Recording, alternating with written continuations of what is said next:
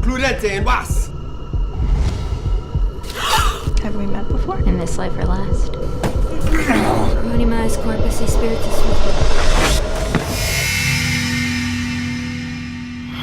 Hi everyone, welcome to Afterlife. I am Lauren Elise, and we just watched episodes 1 and 2, and a lot of things happened. Magic, murder, a possession, and we had a lot of clothes coming off. Kathy. So let's start from the beginning. Who was that incredibly sexy girl that you were hooking up with in the beginning? That girl, yeah. Well, besides you. That was actually just looking to Sloane's past. Basically, she's been having a lot of unfulfilled hookups and such, trying to fill that void in her heart as she's looking for her soulmate. It filled the void in my heart. I understand this. But unfortunately, there can only be one soulmate, and I'm sorry, you're not it. Darn it! Fine, I guess that solves a lot of things. So then what is the holdup with Taylor and Gray? Are they sleeping together? Are they hooking up? Taylor definitely seems to like Gray. Well, see, Taylor she's an agoraphobic. Like, she literally does not leave her apartment. So she's really close with Gray. He knows a lot about her that no one else does. He understands her a little. So he comes and delivers pizza, and they bond, and she likes him, but there's just something missing. So, Taylor's she's moving on from Rick, like the love of her life. So you see when my theory on this. Okay, Gray is new to being human. So he's probably never had hormones before. So attraction is just something completely like alien and new to him. So he doesn't know if he should trust his instincts and go for Taylor or not. And he sees just, I guess, similarities because she's a lonely person. And he probably feels lonely because he's in this new world. So he just sees himself in her. So it's two different people that see themselves in each other. Mm-hmm. Okay, so are they hooking up? That was as close as it got. Okay. Yeah. That's probably great. Do you agree with that statement? Yeah. Okay. What was it like for Sloane seeing Taylor and then Taylor not recognizing you at all? Well, it was kind of one of those moments where, you know how, like, you have, like, the love of your life and you see them in the room with you and you just feel, like, not alone anymore. Right. So it was kind of like, oh, yeah, like, that's my person, you know? But I guess the fact that she didn't recognize Sloane was really frustrating.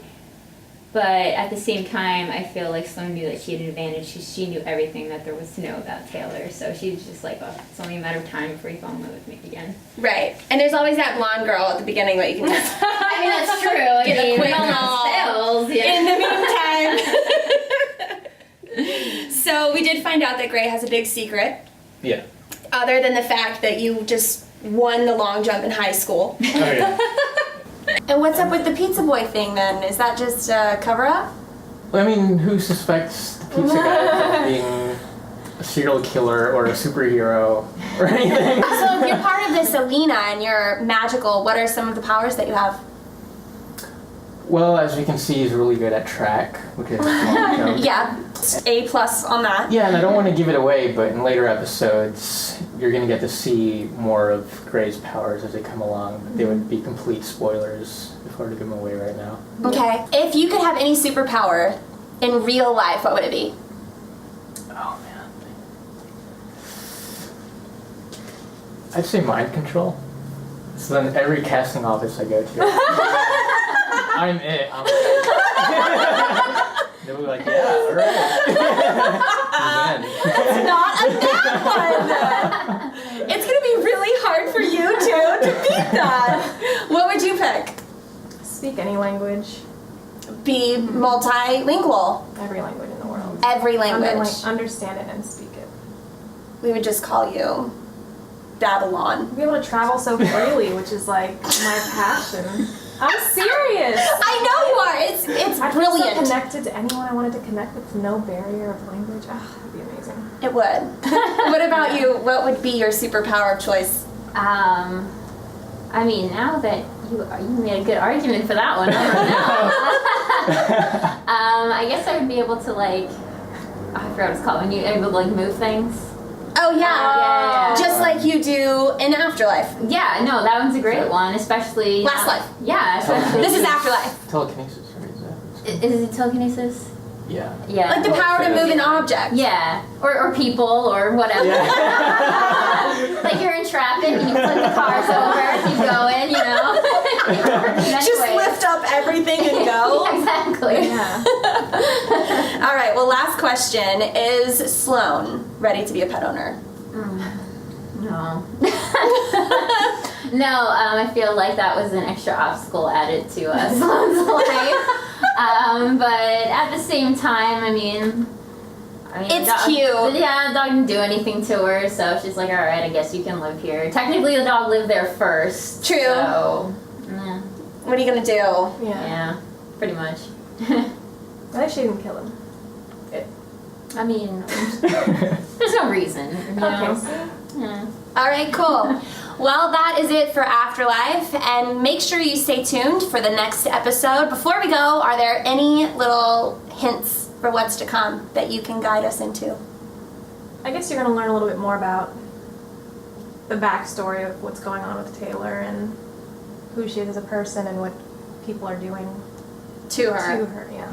Do you get more evil yet? I mean, haven't I proven it yet? Or, I like it. killed the guy, but yes, there will be other murders. So devilish. And what about you? Do you just keep being Prince I Charming? think Gray and Shane take their bromance to the next level. Okay. Yeah. It is your first time being human. Yeah, it is his first time. Okay. He's exploring. Great. All right, guys. Well, stay tuned. There's a lot more to come.